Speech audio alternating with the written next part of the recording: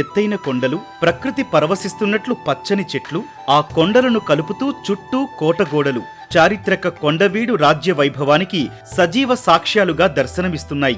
గుంటూరుకు అతి సమీపంలో పల్నాడు జిల్లాలో ఉన్న ఈ కొండవీడు కోట సముద్ర మట్టానికి 1700 అడుగుల ఎత్తులో పర్యాటకులను విశేషంగా ఆకట్టుకుంటోంది. 44 బురుజులు, 32 ప్రాకారాలు, 3 అందమైన చెరువులు, 2 ధాన్యాగారాలు, దేవాలయాలు, గుర్రపుశాలలు, ఆయుధశాలలతో కొండవీటి రెడ్డిరాజుల వైభవాన్ని చాటుతోంది. వారాంతాలు, సెలవులు వస్తే చాలు గుంటూరు పరిసర ప్రాంత వాసులతో పాటు రాష్ట్రంలోని వివిధ ప్రాంతాల నుంచి పెద్ద ఎత్తున పర్యాటకులు కొండవీడుకు క్యూ కడుతున్నారు. 14వ శతాబ్దం నాటి చారిత్రక కట్టడాలను చూసి మైమరిచిపోతున్నారు. గతంలో తెలుగుదేశం హయాంలో కొండవీడును పర్యాటకంగా అభివృద్ధి చేశారు. కొండపైకి వెళ్లేందుకు 48 కోట్లతో ఘాట్ రోడ్డు నిర్మించడంతో పాటు నగరవనం పేరుతో కోట పరిసరాలు అభివృద్ధి చేశారు. పర్యాటకులు సేద తీరేందుకు ఏర్పాట్లు చేశారు.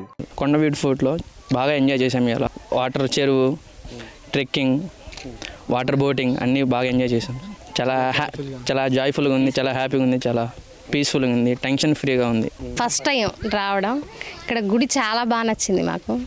చూడడానికి ప్రదేశం, అన్ని పూల తోటలు ఎక్కువ ఉన్నాయి ఇక్కడ, చాలా అందంగా అనిపించింది. పిల్లల పార్కులు, ఆడుకునే ఎక్కువగా ఉన్నాయి. ఇంకా ఎక్కువ ఉంటే బాగుంటుంది పిల్లలకి. పిల్లలు చాలా హ్యాపీగా ఫీల్ అవుతున్నారు, చాలా బాగుందన్నారు. మంచి నీళ్ళు అవి తాగడానికి అస్సలు ఏమి లేవు. ఫుడ్ ఎక్కడ పడితే అక్కడ లేదు, ఎక్కడో ఒక చోట రేర్గా ఉన్నాయి. వాటర్ కూడా ఎక్కడో ఫస్ట్లో ఉన్నాయి, ఇంకా తర్వాత ఏమీ కనిపించలేదు. బాత్రూమ్స్ కానీ తాగడానికి, తినడానికి ఏమన్నా స్టాల్స్ లాంటివి పెడితే బాగుంటుంది. కొండవీడు ప్రాంతం చూడడానికి భలే ఉంది. ఇప్పుడు బోటింగ్ అయితే చేసాము, చాలా ఆహ్లాదంగా ఉంది, భలే ఎంజాయ్ చేయొచ్చు.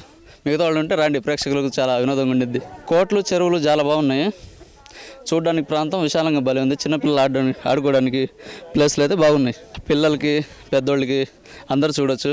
కొండ చుట్టూ రాజుల కాలంలో నిర్మించిన రాతిగోడ, కోట బురుజులు, ఆలయాలు, అద్భుతమైన శిల్పాలు సందర్శకుల్ని అబ్బురపరుస్తున్నాయి. కోటలో నరసింహస్వామి గుడి, శివాలయాలు ఉన్నాయి. 2 మసీదులు ఉండగా ఒకటి శిథిలమైంది. 44 బురుజులు, 32 ప్రాకారాలు, 2 ధాన్యాగారాలు, దేవాలయాలు, గుర్రపుశాలలు, ఆయుధశాల, నేతికొట్టు, మసీదు, ఖజానా వంటి చారిత్రక ఆనవాళ్లు పర్యాటకుల్ని విశేషంగా ఆకట్టుకుంటున్నాయి. తాగునీటి అవసరాల కోసం కొండపైనే 3 చెరువులు నిర్మించారు. ఇప్పటికీ నీటితో కలకళ్లాడుతున్న ఆ చెరువుల్లో బోటింగ్, కయాకింగ్ ఏర్పాటు చేశారు. అలాగే సాహస యువత కోసం ట్రెక్కింగ్, క్లైంబింగ్, హార్స్ రైడింగ్ అందుబాటులో ఉంచారు. చిన్నారుల కోసం నగరవనం అనే పిల్లల పార్కును సైతం అందుబాటులోకి తెచ్చారు. ఈ పర్యాటక కేంద్రం అనేది చాలా బాగుంది. ఇది అమరావతి సమీపంలో ఉంది కాబట్టి ఇది ఇంకా పర్యాటక కేంద్రంగా ఇంకా అభివృద్ధి చెందవలసి ఉందన్నమాట.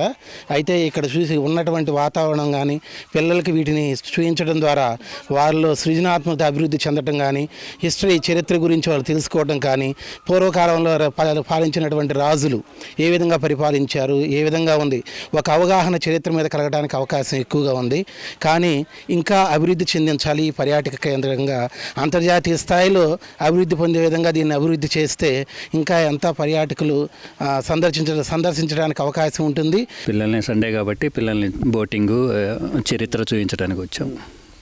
వాళ్ళ రాచరికానికి సంబంధించిన కొండవీటి రెడ్డిరాజుల చరిత్ర, వాళ్ళు ఏ విధంగా పాలించారు, తర్వాత రాజ్యం ఎలా పతనమైంది, అన్నీ రాసి ఉన్నాయి. అన్నీ పిల్లలకు చూపించి బోటింగ్ అవన్నీ చేయించవచ్చు. బోటింగ్ ఉంది, ప్లస్ గేమ్స్ ఆడుకోవటానికి పార్క్ ఉన్నది, ఫుడ్ ఉన్నది, అంతా బాగున్నది. హైదరాబాద్ నుంచి వచ్చాము. చాలా బాగానే ఉంది, నేచురల్ బ్యూటీకి బాగానే ఉంది, నేచురల్గానే ఉంది. చూసాను 3 చెరువులు ఉన్నాయి, చాలా బాగానే ఉంది. వ్యూ బాగానే ఉంది.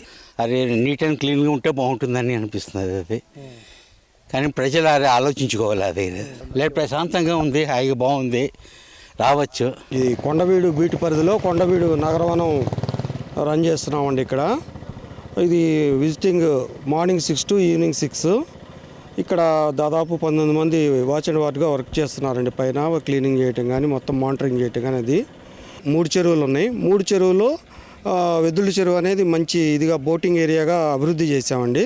తర్వాత పార్కింగ్ ఎదురుగా చిల్డ్రన్స్ పార్కు, పెరగోలా, వాష్రూమ్స్ ఇవన్నీ తీసుకున్నాము. పైకి వెళ్ళేటప్పుడు పర్యాటకులకి ఘాట్ రోడ్డు మాత్రం మంచిగా ఉందండి. ఘాట్ రోడ్డు తర్వాత 4 బురుజులు ఉన్నాయి. ఆ బురుజులు ఎక్కడం అని చూసుకోవడం అంటే అంతా కూడా న్యాచురల్గా ఉంటుందండి. పైన ఎలాంటి కట్టడాలు, రాతి కట్టడాలు కానీ, సిమెంట్ కట్టడాలు కానీ అలా ఉండదు. అంతా న్యాచురల్గా సిగ్నల్ కూడా, సెల్ ఫోన్ సిగ్నల్ కూడా పైకి వెళ్తూ ఉండదు. ప్రకృతి సిద్ధంగా ఎలాంటి డిస్టర్బెన్స్ లేకుండా, వాయు పొల్యూషన్ లేకుండా, మిగతా డస్ట్ పొల్యూషన్ లేకుండా, పొల్యూషన్ లెస్, అందరికీ మంచిగా ఉంటుందండి. కొండవీడును పర్యాటకంగా మరింత అభివృద్ధి చేసేందుకు గత టీడీపీ హయాంలో కొండవీడు ఫెస్ట్ సైతం నిర్వహించారు. కానీ వైసీపీ ప్రభుత్వం వచ్చిన తర్వాత కొండవీడు కోటను పట్టించుకోకపోవడంతో సందర్శకుల తాకిడి కొంత తగ్గింది. ఇప్పుడు కూటమి ప్రభుత్వం రావడంతో తాగునీరు, మరుగుదొడ్లు, అల్పాహారం సహా మౌలిక వసతులు ఏర్పాటు చేయాలని పర్యాటకులు కోరుతున్నారు.